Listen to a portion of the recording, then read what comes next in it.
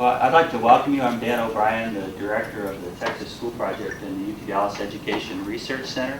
This is another presentation in a series of our seminars that we have usually on Friday noons. That's the test to see how are you really interested in the seminar topic, because it's a Friday afternoon and not many classes are happening here at UTD. And I'd like you to welcome Brian McCall. He's going to be talking to us today about regression discontinuity designs. But Kristen Kloppenstein, who runs our series, and by the way, if you have some candidates for presenting that you think would have the kind of information that these seminars would like to present, that is something with some academic content that can help to inform both practitioners and researchers about education topics, especially in Texas, then Kristen is the one to talk to you about that. And welcome. Hi, so as Dan said, I'm Kristen Kloppenstein, and I'm a researcher with the Texas Schools Project, and I organize the seminar series. So today, as you know, we have a double header with Brian McCall at 11 and Steve Desjardins at 12. And Brian will be talking about kind of more of the technicalities of regression discontinuity design. And then at 12, Steve will pick it up with an application of an RD design in an evaluation context. So first, for Brian, he's an economist, trained economist, whose research includes applied econometrics, econometric theory, economics of education, education policy, research design, and quasi-experimental research. He studies problems in both K-12 and higher ed, using sophisticated methods to model and evaluate program effects. He received his PhD from Princeton University, and we're hoping to get both Brian and Steve involved in using the TSP data. So this is in part a visit to explore the possibilities here. So give a warm welcome to Brian McCall. Thank you, Kristen. As Kristen mentioned, I will spend most of the hour talking about the methods that then Steve will apply to a particular problem. I will mention or use a couple of slides that involve the data, but I will use them mainly as a way to illustrate the methods, and won't go into the data in much detail and leave that for Steve to talk about when he talks about our findings. So what I'm going to do is go through and discuss what a regression discontinuity design is, why it's a nice design, but also the assumptions that need to be satisfied in order for the design to be valid, and then how you may go about and check those assumptions using various techniques. And then finally, if those assumptions are satisfied and you decide to go ahead with a regression discontinuity design, some other issues that are involved with actually getting your estimates. Now, regression discontinuity design, or RDD, has been around for about 50 years. In fact, was first used to study issues in education. Thistlethwaite and Campbell used this technique to study the impact of the National Merit Scholar Program. It sort of lay dormant for a while, but in the last 10 years or so has seen a resurgence, especially in economics, and has been used to study many different things. And I'm just going to give you a little sample of those different topics. For example, Angrist and Levy had used this to study class size on test scores. There's been people who, like Card and others who have used this in studying unemployment. Card actually used Austrian data to study the impact of extended benefits on unemployment durations. It's been used by many to study the effects of financial aid on various outcomes, for example, college attendance. John DiNardo and David Lee use this to study sort of what is the effect of unions on wages by looking at victories in the NLRB elections. Should we be interrupting you? Yes, you can interrupt at any time. Using the word Union victory on a slide in Texas is pretty dangerous. I should know that. So. I didn't write the paper, so. And then in others, in health economics, it's been used, for example, to study the effect of essentially the minimum drinking age on mortality. And finally, using Texas data, Isaac McFarland, who is visiting public policy school at Michigan, has been using it to study the effects of remediation on college outcomes. And the question is, why has it become so popular?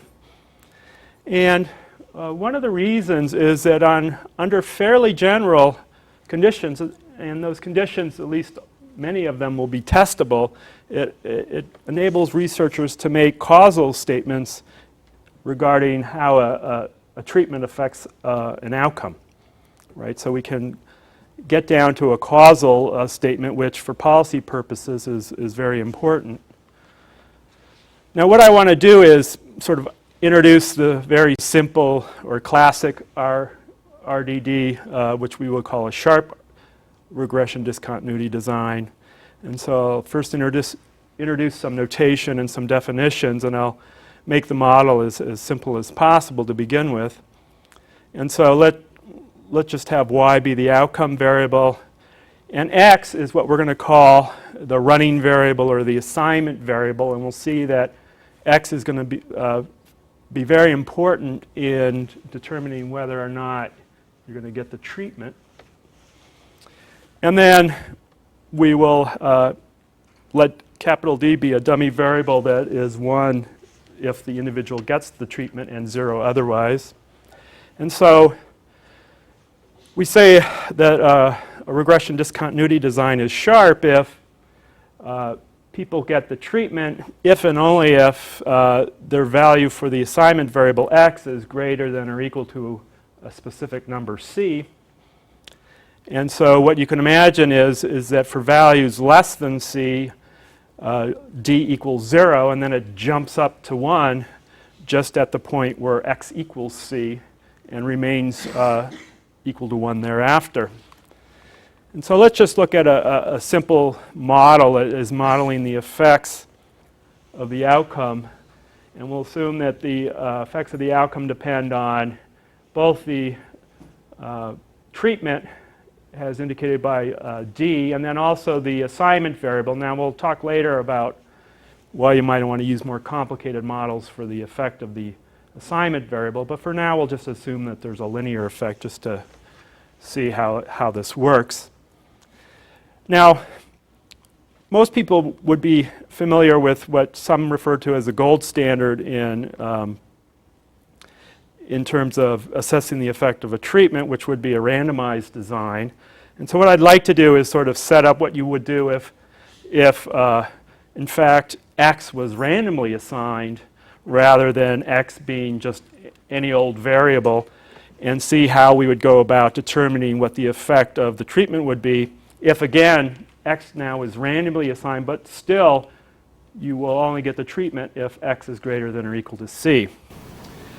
Where is C coming from? C will depend on the context. C is just, for example, in remediation, it might be that individuals, in that case it actually will be flipped around, who score less than a particular value on a given test might be required to do remediation. So that would be sort of the level, the minimum level at which you pass. So just under that, if you get less than that, you would go to remediation. So it's really context-based. It's the level at which above it you get the treatment, and below it you don't get the treatment. In the sharp. So this is a standardized test? It could be a standardized test. It depends on the context. It could be, for example, in the study of extended benefits, it turns out in Austria, if you turn 50, you automatically qualify for, I believe, 3 additional months of unemployment insurance benefits. I don't recall the exact numbers, but for example, so people who were 49 years old in 11 months, right, would only get 6 months of benefits, but those who just turned 50 get 9 months of benefits. So the day you turn 50, you get this essentially discontinuous increase in your amount of unemployment insurance benefits. So really, it's very context specific. In many cases, it will be a test score, but it need not be a test score. Now, if we were to randomly assign the X, then we would simply have a randomized design, which would just to say that if your X randomly was above C, you would get the treatment, and if not, you wouldn't. And then there, assuming no problems like attrition and so on and so forth, you would essentially just look at the average of the outcome variable for those who got treated compared to the average of the outcome variable for those who didn't get treated, and that would be your estimate of the effect, which we're denoting as tau, and so that would be your tau hat there. Now, in most situations, we are not, or it's very costly, or we can't, are prevented from doing randomized experiments. For example, we cannot do a randomized experiment that flips a coin and says heads you go to college, tails you don't. So randomized designs, although there would be nice if you can do it, in many situations where it's either not ethical to do it or it's just too expensive to do it. So you would like to maybe find other types of methods or designs that are available that help you, again, assess in a causal manner the effect of some treatment.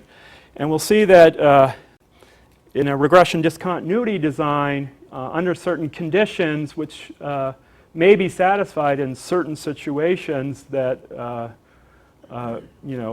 you'll find, especially in education, but in other areas, as I mentioned before, you might find situations where the assumptions are satisfied. You get something very close to a randomized design, at least in an area or in a region just around the cut point. And so remember, in the randomized design, you could take everybody above the cut point and everybody below the cut point, and then take the averages between the two to get your estimate. Well, if X is not randomly assigned, but we still have a sharp regression discontinuity at value C, then what we'd like to do is hopefully it'll be the case that right around that cut point, things are approximately random. So people just above the cut point look on all the unobservables similar to those just before the cut point. So instead of using the entire sample, what you would use is those in a very narrow region around the cut point, and we'll talk about how we would do that later, what region we would actually choose. Or you could think of it as, instead of taking an unweighted mean above the cut point and an unweighted mean below the cut point, you could think of taking weighted averages above and below the cut point, where those who are closer to the cut point get higher weights in the average. Right? And then the question is, what sort of weighting scheme should you use? And again, we'll talk about that in a little later.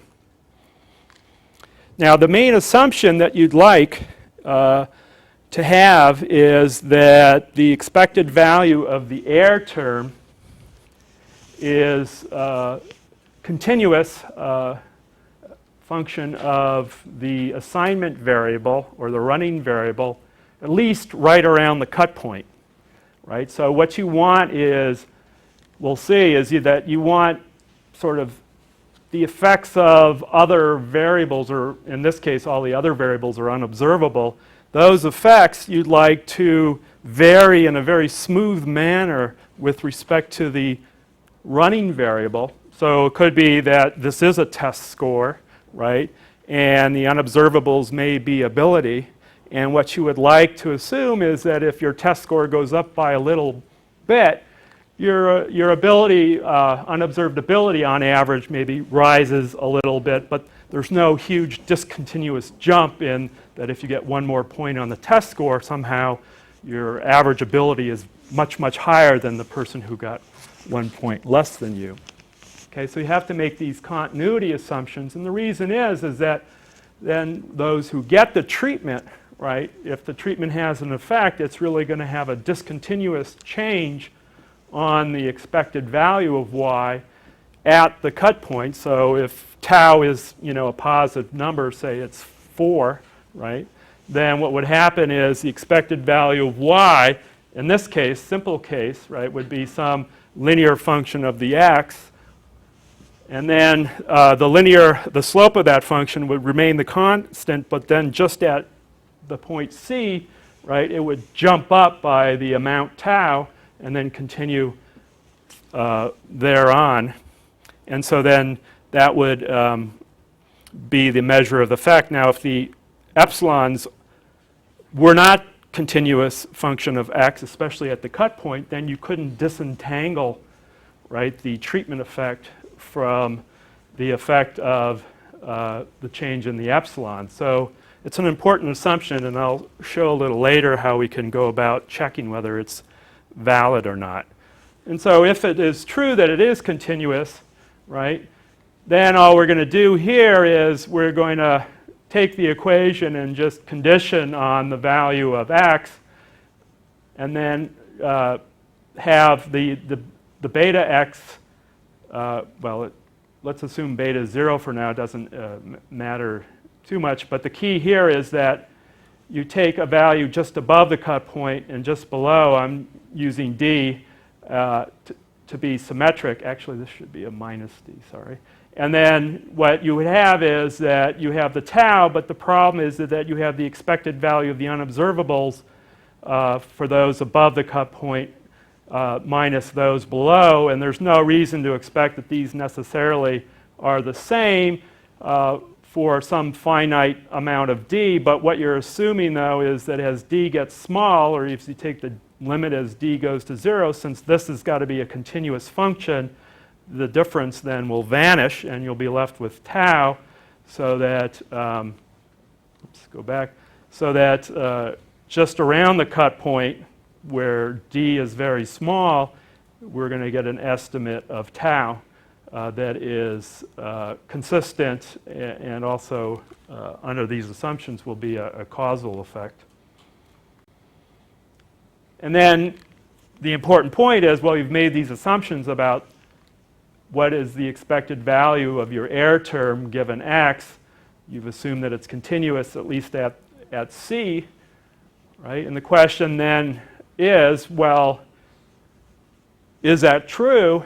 Well, as I mentioned before, this assumption, one result of that assumption should be that your observations are essentially randomly distributed around the cut point, right? So there is no information, additional information you can receive about epsilon, whether you're just below or just above the cut point, which means essentially you can imagine now the only thing you're doing is flipping a coin, right? And if it comes out heads, you are just above the cut point, and if it's tails, you're just below the cut point, right? So the key here would be to see, remember what you do to check a randomized design. One thing is that in a randomized design, it should be that for all the observables, right, that the averages should be the same whether you're in the treatment or in the control group, right?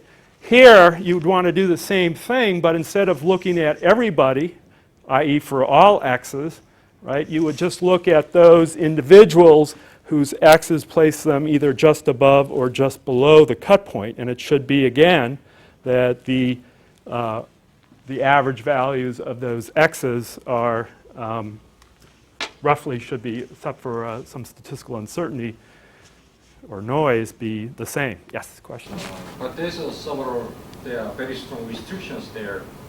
First, if treatment effects is depending on the outcome of x, not outcome, x variable.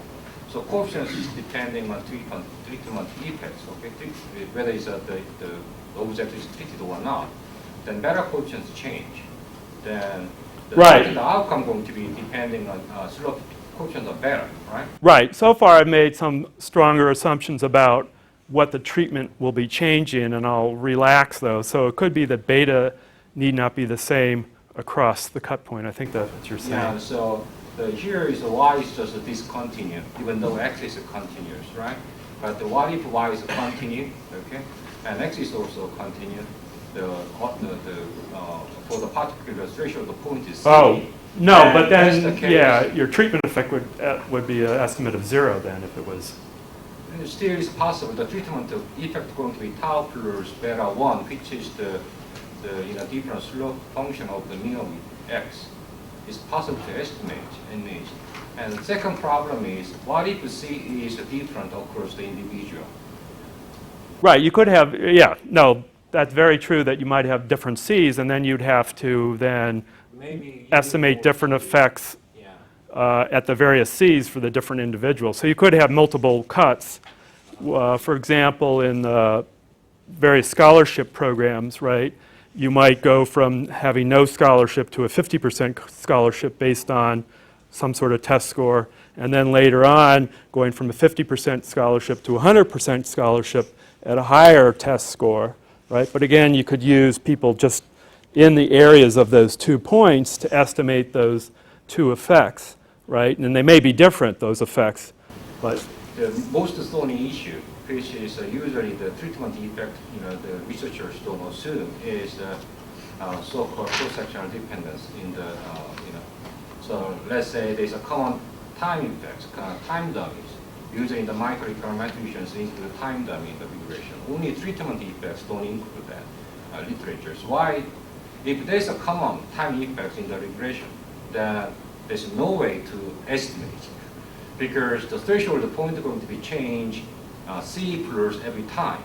So it's almost impossible. But in the reality, if you think about it, then the test scores and a whole bunch of things is depending on economic condition, which is time varying, which is could be common time effect. right, and no, so there's, on. yeah, So there's This kind of issues can be. right, it can be thorny, and one way to go about that is looking at heterogeneous treatment effects. So you could have, if you had people tested at different times and you thought the effects were varying with the time, right? Again, you would just, if it's taking tests at different times, you would estimate, for only those group at that particular time, and then you would estimate it again, so you wouldn't pool the individuals who were tested at different times. You would estimate the effects at a different time period and then see whether or not those effects were statistically different or not. So there are ways to break it down. One of the problems you would have is that the more you break it down, of course, you may be losing sample size, and you might be getting, results that are have less power, and so you may not be able to isolate, at least especially small effects. Oftentimes, the cut points are, determined exogenous with some institutional artifact that itself doesn't depend on economic conditions. Yeah, if it's lucky. Right. Well, that's It's pretty typical in yeah, education. yeah. Right. In fact, in our case, I mean, we'll see that, and I'll talk about it in a couple minutes, is that it helps, but you don't need it to be perfect, is that the individual is not able to manipulate X in order to get just close or just above the X point. But they can manipulate, it just has to be imperfect manipulation. That's all you need is in order to be able to do this. So it's a fairly weak result. It just means they can't perfectly, say that I will get exactly this test score, right? Even if they say I need to try harder, as long as there's still randomness in their outcome, you're okay. Or, as in our case, which Steve will talk about later, they may not even know what the cut point is, right? Because it may be determined after the fact, after they take the test. So then it's even more difficult for them to know like how hard to try, so I just get above the cut point and not try any harder because I don't like to try hard. Okay. Or it takes effort. We don't have issues because I'm thinking in an education context, often these are test score related, right? The measure that you're thinking of is test score related, like in Isaac's work, for example. And I mean, these are not, the underlying test scores are not continuous functions, right? but you're thinking of that as long as the slope of the test score, as long as there's a functional form of those test scores that represents underlying actual knowledge of the subject, that we're okay? Right. There is some work on what if you have formally discrete scores, and there's a way to adjust for that by doing certain types of clustering of the standard errors. But you're right, there are many, and that's true in our case, is that the scores are, 10, 11, 12, 13. There's not like a 13.33 or something like that. So, but what you're assuming is that in that very small sort of extension between the 2 points, right, that there's nothing real fishy going on in terms of the function. So But in the end, there are no, if you think about test score, entering 13 questions, and let's say 14 questions is the cutoff at 15 questions, there are no points that are close to the cutoff. Right. No, but you're assuming again that whether I get 1 point higher or 1 point lower is approximately random. Relatively speaking, it's Right. And if you thought, if the test was coarse enough so that people were very different between getting 1 more point or 1 less point, then it might matter because it may not be due to random differences. But it could very well be that I didn't sleep as well last night as I usually do, and I just happened to do, or I made a stupid mistake, so I just got 1 point less, right? Which is much different than like comparing people who get a 90 to people who get a 10, right? When the cut is 50, right?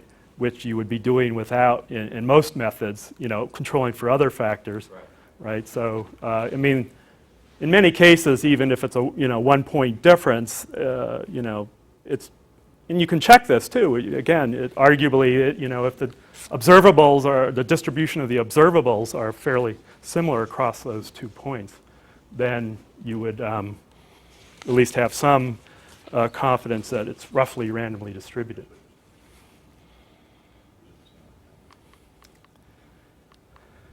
So graphically, again, under this simple model, and we'll get to some more complicated models in a couple of minutes, that what you're assuming is that at point C, they get the treatment.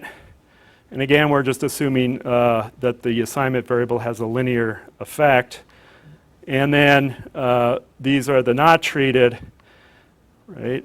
And what you want to do is look in a little region around the cut point.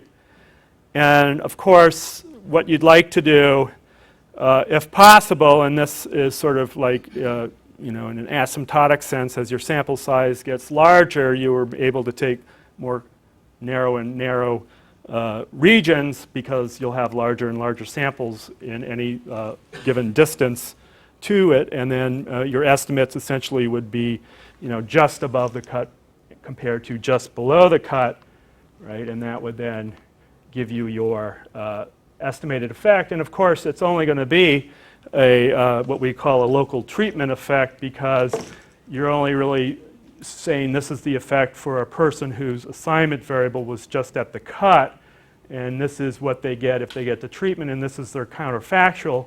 One of the potential drawbacks is there's less to say about what's going to happen over here or over here if people were to get the treatment, because you don't have any information there.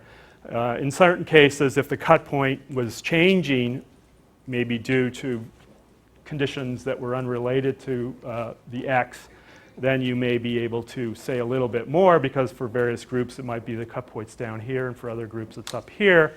So you might be able to get a little better sense of how it varies with the assignment variable. But if that's not the case, then you're a little bit limited to what you can say. It's not valid, outside of that little area around the cut point. And so what I want to do now is, at least again for the simple case of a sharp randomized or regression discontinuity design, is to show you how you might check whether the assumptions are at least approximately satisfied. And as I mentioned before, the first assumption would be the observable variables that you have at your disposal, and these would be those that are actually predetermined before the actual treatment.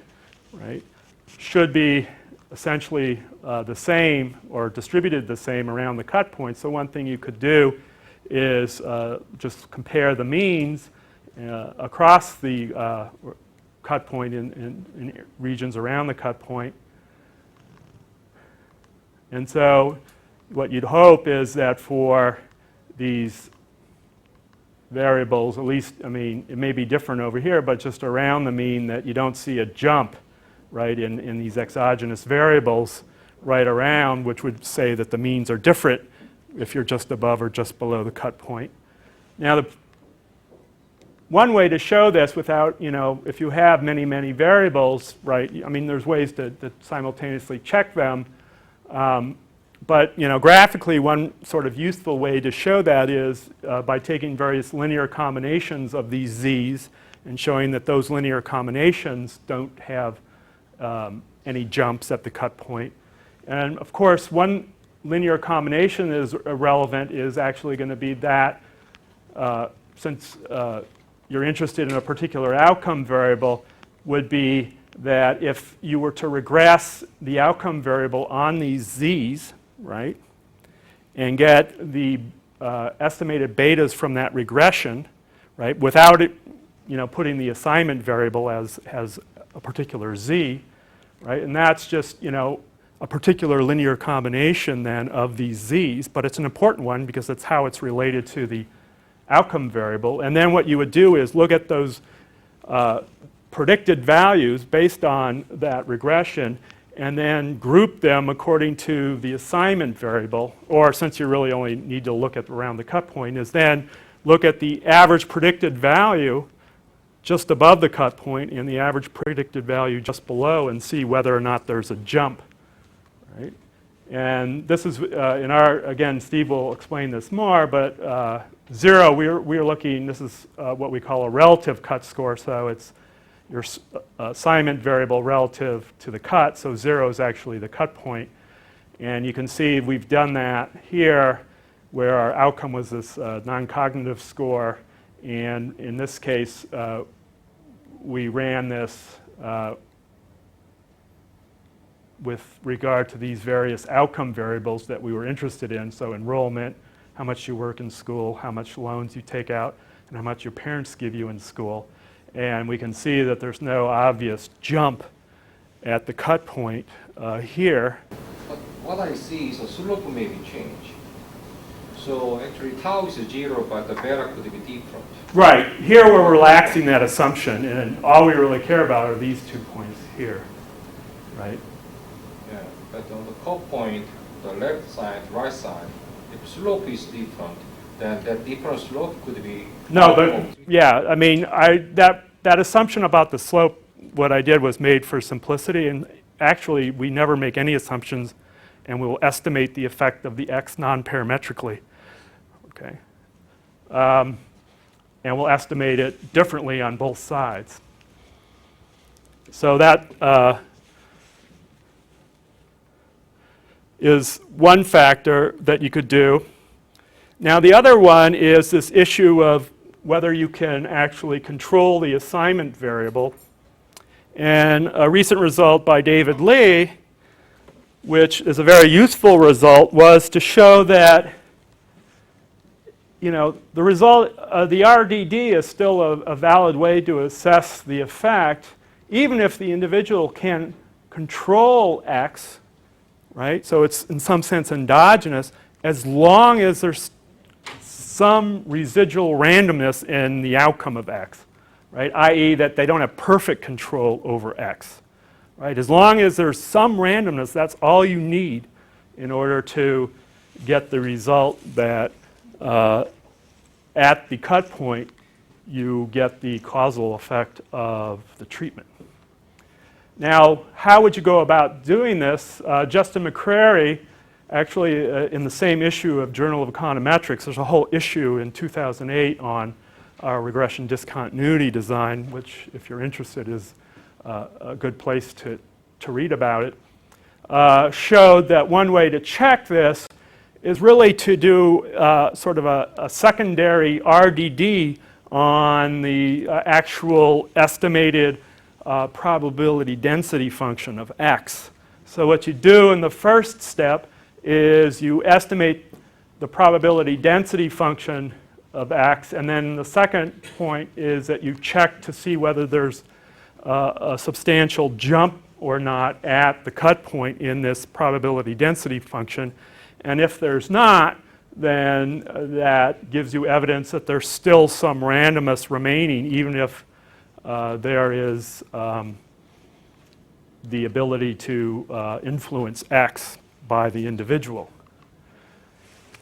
Okay, so this is essentially his method. You partition the assignment variable, compute the frequencies within bins, and then treat the frequencies themselves as the dependent variable, and then do an RDD to see if whether there's a jump at the cut.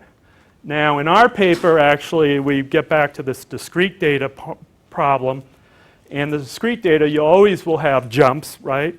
So the idea here is that what you'd like is that you, at least relative to your estimate, you wouldn't want to see jumps at the cut that were much different from jumps you'd find elsewhere along the assignment variable. So if you're moving from, you know, xt to xt plus 1, right, so you're just moving up 1, right, in your test score, say, right? Well, 1 might be moving up 1 towards the cut, right? So you can estimate the frequency of people whose score is 1 less than the cut and the frequency of people whose score is at the cut, right? And look at that difference and then compare other differences for people who are at, say, you know, 20 and 21 if the cut is 50 and see what that difference is.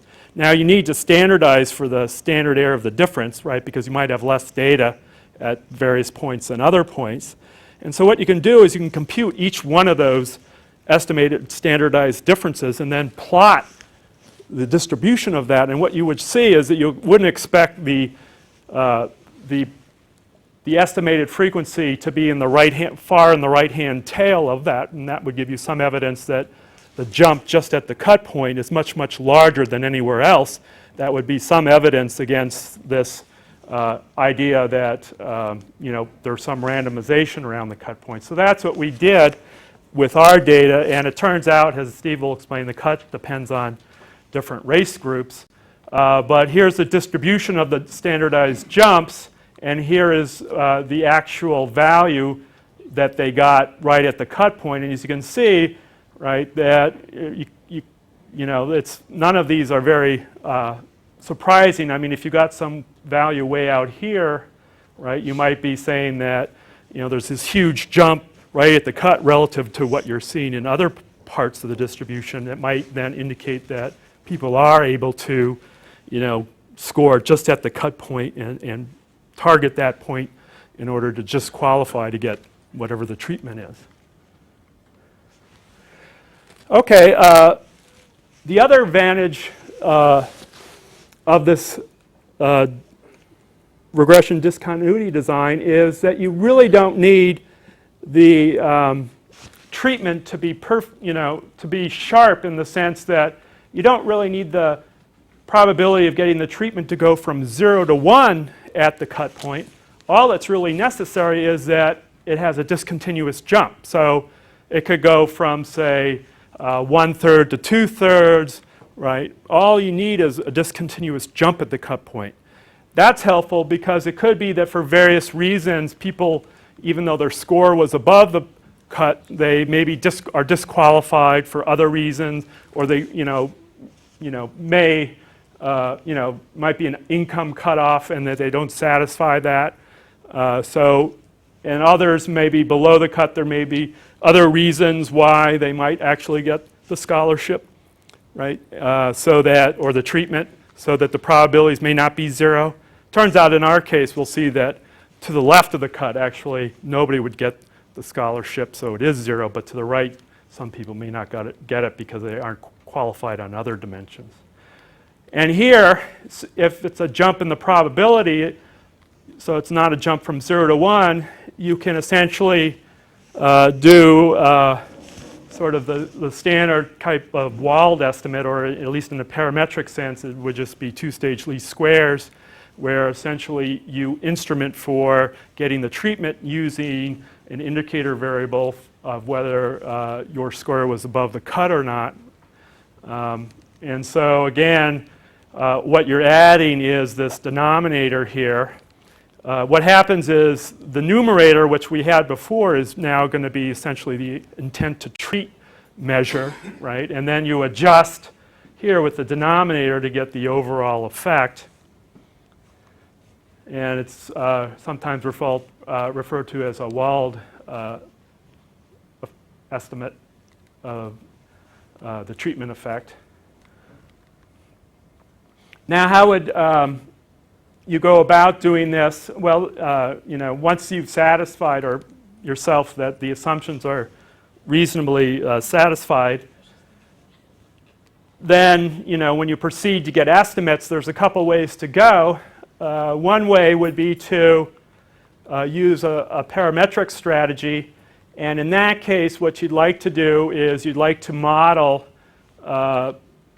what is, remember, we're assuming this is a continuous function of x, so we could model this as some high-order polynomial function of x, right? And again, with a fuzzy design, now we just have here the expected value of d given x. If it was a sharp design, all we need to know is what is d, right?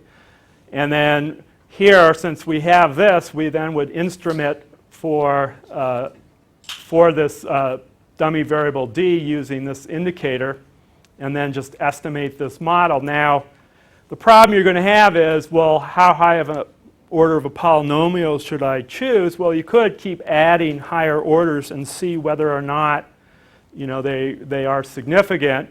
The other thing is that the polynomials still may be influenced by data that's far away from the cut point. So another way is to check the robustness of your results, right? You could re-estimate these polynomial models, but limit your sample to some smaller interval around the cut point, and try, you know, you're going to run into less and less data as you move closer to the cut, but you could then see if your estimates are changing much, right? So you're going to have to try to do many different types of estimations and really check the robustness. Of course, also, you know, there are many different things you could do. If you believed in heterogeneous effects, you could re-estimate these models in various subgroups. You could allow the betas to differ across whether they're above the cut or below the cut.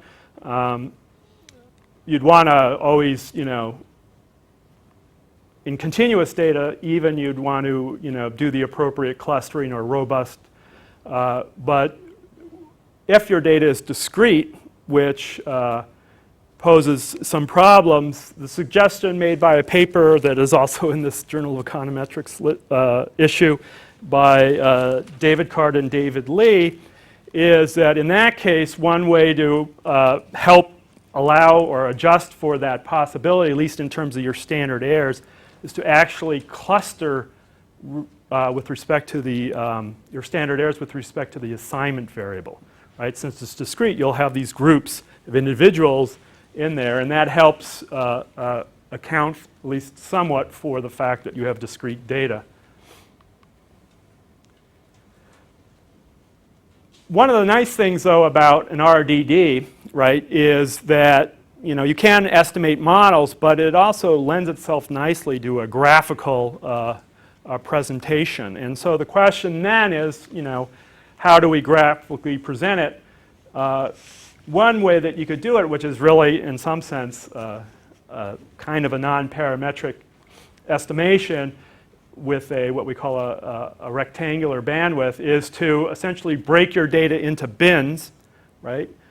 And then look at the average value of y in those bins, and then plot it, you know, and make sure that, you know, you don't have bins that cross the cut point, right? So you want, you know, your bins to be on one side. So you don't want any bin that contains the cut point. You want them to sort of be like this, where the cut point is down there. The more data you get, you shrink the bin. And you could shrink the bins with more data. And the question is, how would you do that, right? So this is just saying, I mean, it's just fancy notation for taking the average value of y across the bins, right? But the question is, what, you know, bin length should I choose, right? And one particular method that has been suggested that comes out of the nonparametric estimation literature is to use the cross-validation criterion as a way to choose bin width. And what you do there is that you compute this cross-validation measure, which is, even though it may sound hard, you can actually trick like Stata to do these estimates fairly easily. The reason why it might at first glance seem difficult is that you have to, when you're computing this squared error, when you're estimating the mean, and this is why I put a hat instead of a bar here, is you have to leave out yi, right? So within the bin, you throw out the ith value and then recompute the mean for everybody that's in the bin except for person I, right? Right, and you do that, but you don't have to formally do the local jackknives. You can actually compute the means across bins and then just take out by the value by multiplying it. If I get it right, is that the n changes, so you just have to adjust for that, and then you just have to subtract off the value for yi, right? So Stata can do it very quickly. It's not anything very difficult. So you do this, right, and you do it for various bin widths, and then see which of the bin widths minimizes this cross-validation criterion. And so I did this for various, we have various ethnic groups, and so this is just do it for when we're looking at the effect of scholarship on how much loans you take out. I just computed various bin widths and calculated the cross-validation measure for each of these, and here it looked like 4 was the situation that you'd like to use. It minimizes the cross-validation. So what you would do then is, choose bin widths of 4 and then look at the average value of y and then plot that average value and then see if you, just visually looking at the plot, whether you get a jump in, well actually here you would hope for a jump down in how many loans students take out if they get the scholarship. What would be like the confidence rate for the data dependence bandwidth choice? The confidence rate. The thing is, if we run the parametrically about estimating tau, then user confidence rate is m, rather than security m in the threshold literature. And the non-parametric literature, if bandwidth becomes large, then usually confidence rate becomes low. But what you are suggesting is we are using data-dependent bandwidth. No, right. I'll show. So yeah. Just wonder how that strategy affect on the confidence Well, rate yeah. of the estimation of the tau. I'll show you this in terms of getting. This is just for graphical purposes, so it's not. I'll show you when you're doing more formally, when you're actually having a local. This is not a local data-dependent bandwidth choice, but what you'd really want to do is do a local choice around the cut. And it turns out that it's true, it's data dependent, so I'd argue that what you do is you bootstrap to get the standard errors, right? Allowing for, in the bootstrap, the bandwidth to change for each repetition, and that will incorporate the uncertainty in the bandwidth choice into your standard errors. That's why you have supercomputers at the University of Michigan then. Actually, this is not that complicated. I mean, I do have a fancy workstation, but it's not a supercomputer. It does take like 24 hours, but and if you do I think I might have done several hundred of these, so it does take a while. But I do structural estimation too, and I know where is to do one iteration may take you a day, so it's not that bad. Then you want a supercomputer. Okay. So let's just look at a more formal case where we want to do actually fully non-parametric estimation, which would then allow the betas to be, there is no beta, it's just you're estimating some function of x, right? Where m is just some continuous function, and you want to know what this effect is, right? And so what you want to get is an estimate just above the cut point, an estimate just below right? And then look at the limit as you go to the cut point at those differences, and that would be an estimate of the effect of the treatment. Now, there are reasons that I don't really have time to go into of why you wouldn't want to use sort of conventional kernel methods to get an estimate of this m of x because you're getting actually estimates at a boundary point. It turns out that using local polynomial regression or local linear regression, if you don't want to, you know, a lot of times at the end of the day we'll do a linear, local linear regression, actually automatically adjusts as you move to the bandwidth and, or excuse me, to the boundary, and avoids some of these issues that you arise with kernel estimation. The question is here is, you know, at the end of the day with any of these non-parametric methods is how do we choose the bandwidth, right? And so what I want to go through is how we would do this, right? Well, with bandwidth, the reason why, you know, you want to choose a different bandwidth is that, you know, if you take too much of the data outside of the region of the cut point and you have a lot of curvature in your function, right, then you could be getting biased estimates because if you're doing like local linear regression is that, you know, your line, you're assuming that the linear assumption holds in this little bandwidth region, but if you take a wide bandwidth here, very well be that the function is changing, it's nonlinear, right? So there's a part, you want to minimize bias to some extent by choosing a small bandwidth, right? But choosing a small bandwidth means your estimates are based on less data, which means that you increase essentially the variance of the estimate. So there's a trade-off between bias and variance, and so at the end of the day, right, small bandwidth, high bias, right, wide bandwidth, right, you have, wide bandwidth, you're going to have more bias, but narrow variance, narrow bandwidth, you're going to have high variance, but low bias. So the way you would do that is to sort of formalize the trade-off is to minimize the mean squared error, right? And it turns out that in terms of this function m, right, the bias in a local regression framework is that, notice the bias depends on the second derivative, and we're going to choose it at the cut, well, you could do it at any point, but we're going to end up doing it at a cut point.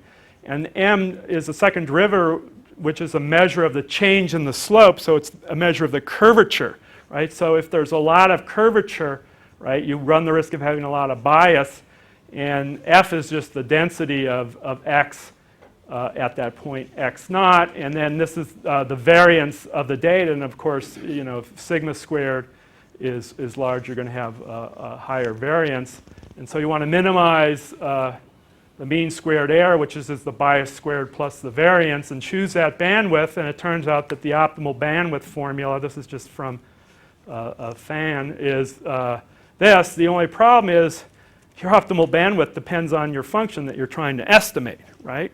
And so what you're going to have to do is what we call like a two-step estimate. And so what you want to do is just choose sort of a good, you know, approximation to the bandwidth, which we're going to call a rule of thumb bandwidth, estimate the model or estimating this function using that, and then from that estimate get that derivative, right? And then redo it to get the optimal bandwidth, right? And then estimate the model using the optimal bandwidth.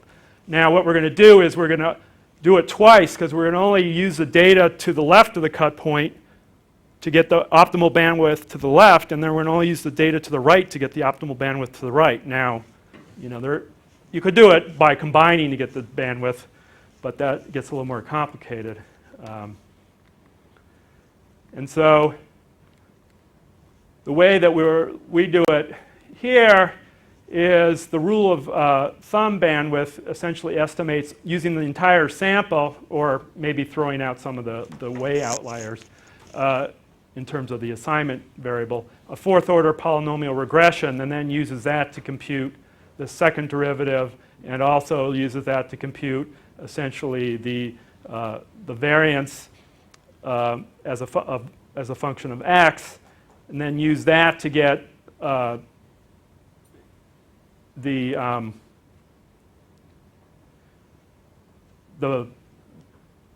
rule of thumb bandwidth, and then estimate now a local cubic polynomial regression, right? And then get this here. Actually, we're doing a three-step. Here is a little more complicated. And then get the estimate of the optimal bandwidth. And then finally, using the optimal bandwidth, but now we're just going to use a local linear regression, estimate the effects of the treatment on whatever outcome variable. Now, it is what is referred to as a data-driven, or what we call a plug-in bandwidth, since it depends on the data. So to get the actual standard errors, we, at least in this paper, bootstrap the whole thing and redo this for every, for 1,000 replications, and then look at how our estimate varies, where every time we re-estimate the optimal bandwidth depending on our replication. And it's perfect, it's 12 o'clock. Okay, if there are any final questions? And then Steve says, I think you should tweak this a little and just start at the beginning. Well, now I have it all programmed in Stata, so I just press a button and my computer chugs away all night. So